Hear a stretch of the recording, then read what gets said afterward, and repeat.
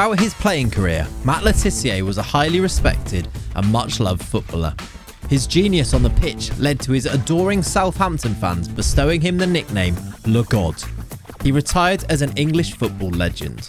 Even after retiring and gracing our screens on shows such as Gillette Soccer Saturday, he was well liked and popular amongst viewers. Nowadays though, his reputation is in tatters. Known best for peddling controversial conspiracy theories, he's become a laughingstock online. Where did it all go wrong though? This is the story of the rise and fall of Matt Le Tissier. Matthew Paul Le Tissier was born in St Peter Port, Guernsey on the 14th of October 1968. From an early age he developed a love for football, playing for a local Guernsey side between the ages of 7 and 16. He was talented, and even though he was playing on the remote island, he attracted the interest of English clubs. Oxford United first offered a young Le Tissier a trial at the age of 16, but nothing came of it. And it wasn't until Southampton came knocking later that year that Le Tissier's football career in England began. Southampton signed him to a YTS contract in 1985, and he signed professionally in 1986. He found his feet quickly and scored his first competitive goals in a League Cup tie against Manchester United on the 4th of November 1986. By the end of that first season, Le Tissier had scored 6 goals in 24 league games, including a hat-trick against Leicester City in the league.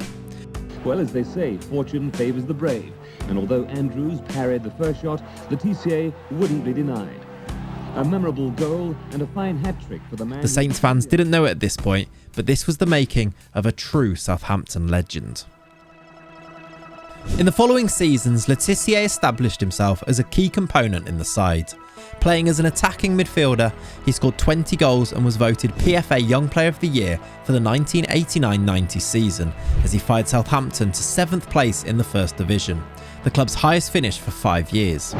From that point on, he would go on to become, arguably, Southampton's biggest ever legend.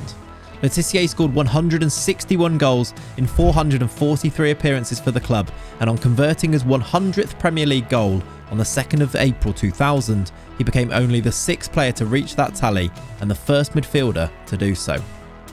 His close ball control, mazy dribbling runs and eye for a goal put him firmly into the Premier League Hall of Fame. He was also known for his exceptional penalty record, scoring all but one of his 48 attempts from the spot. Many, especially fans of Southampton, will point towards his paltry 8 caps for England and call it a disgrace that he wasn't rewarded more. But impressive international career or not, there can be no doubt about Matt Le Tissier's playing ability. And when he retired in 2003, after a short spell with Eastleigh, he moved into the world of punditry and television work. Still at this stage, we saw none of the signs that led to him becoming the controversial figure that he is today. In fact, Le Tissier became part of an iconic Gillette Soccer Saturday lineup between the years of 2005 and 2020, alongside beloved personalities such as Paul Merson, Phil Thompson, Charlie Nicholas, and of course the host Jeff Stelling. For many, this was the golden age of sports broadcasting, with Soccer Saturday becoming essential viewing on a Saturday afternoon to follow the untelevised games as part of the 3 p.m. blackout. Le Tissier had moved seamlessly from a legend in his playing days to a much-loved TV personality in his retirement.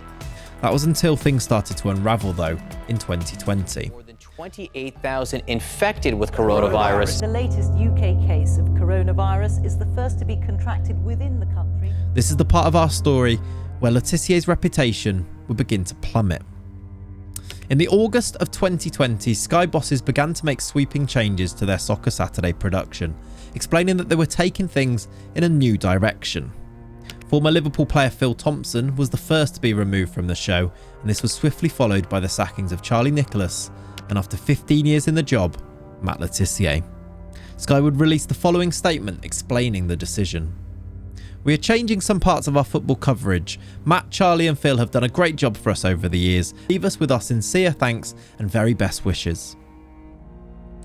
This change of job scenario happened to Le Tissier in the summer of 2020, right in the midst of the pandemic, and according to his former colleague Jeff Stelling, it hit Le Tissier the hardest. To most, Sky's given reason of freshening things up was a thinly veiled attempt at recovering financial costs due to the pandemic and wanting to introduce more diversity into their programmes. As the youngest of the 3 pundits sacked at just 51 years old, it would have been tough for Le Tissier to see himself as past it or out of touch.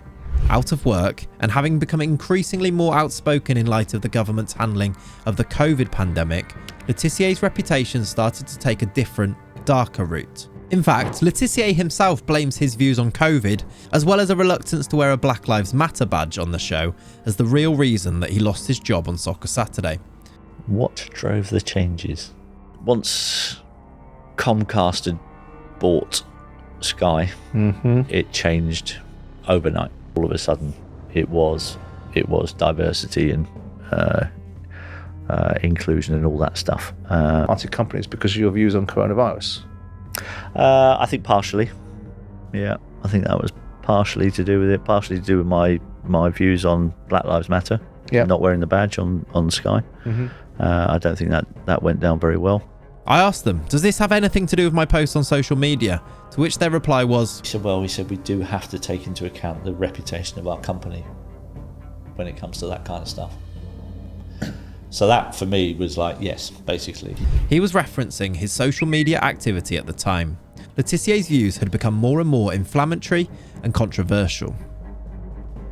The first social media post, at the beginning of the pandemic in March 2020, read, "Why scare the entire population with this coronavirus stuff? It's only the elderly and the people with existing conditions that are at risk, but you'd expect everyone was going to die by the way it's being reported."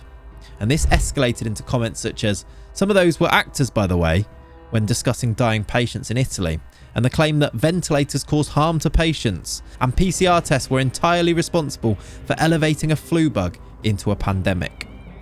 And it just didn't stop. In one post, he quote-tweeted a post that read, "The people who hid Anne Frank were breaking the law. The people who killed her were following it." He added, "Remember this." The post was initially uploaded in response to a video that showed a police officer challenging a train user for not wearing a mask. Le Tissier received fierce backlash, but initially doubled down. "This appears to have got a lot of bots and trolls tweeting me about masks. Yet I've just checked again and still I find no reference to masks anywhere in the original tweet." He did later apologise and deleted his tweet, still arguing though that it had been taken out of context. And as if linking the government's handling of COVID to Nazi Germany wasn't crazy enough, the views Le Tissier would express following this caused further uproar still. During the Russian invasion of Ukraine and following reports of the Bucha massacre, Le Tissier would quote-tweet a post implying that governments had lied about the event, with him simply writing the word "this." Over 1,000 bodies had been found in the massacre, including 31 children, and Le Tissier's insinuation that the massacre had been staged predictably caused a backlash. This particular fallout led to him cutting ties with his beloved Southampton, who he had been representing in an ambassadorial role until that point. To all the fans of SFC, Le Tissier wrote, "I have decided to step aside from my role as an ambassador of SFC. My views are my own and always have been, and it's important to take this step today to avoid any confusion." Perhaps this particular moment encapsulates the true scale of Matt Le Tissier's fall from grace. Even Southampton Football Club, the club that worshipped him in his playing days, had moved to distance themselves from their once legendary striker.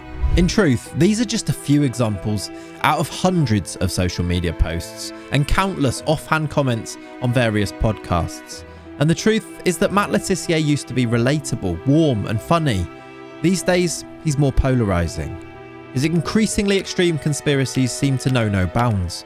Recently, he made it very clear that he believes that 9/11 was an inside job and felt it necessary to tell Alan Brazil and Ray Parler, of all people, the following. "There's enough structural engineers I have listened to that have all said there is no way a plane could do that to a building unless there was some kind of a controlled explosion." Nowadays, you're more likely to encounter Le Tissier on a conspiracy theories podcast or peddling CBD gummies online than you are to see him on TV. And at least to my mind, it's a sad fall from grace for a once truly special footballer and likeable member of an iconic football show. Le Tissier himself admits that he misses working on Soccer Saturday, but doesn't regret the steps that led to him being cancelled. I don't toe the line when I don't think it's right. I won't. The consequences of that meant that I lost my job, which, that's I miss that a little bit because I miss working with my mates. Yeah. We've got really good camaraderie. And that tone of sadness is how I feel about the demise of Le Tissier's reputation. But it does make you wonder, are the government controlling the weather? Makes you think, doesn't it? If you want to hear more stories about football, covering more than just the 90 minutes on the pitch, check out the other videos on the channel and be sure to subscribe. Thanks for watching. I'll see you in the next one.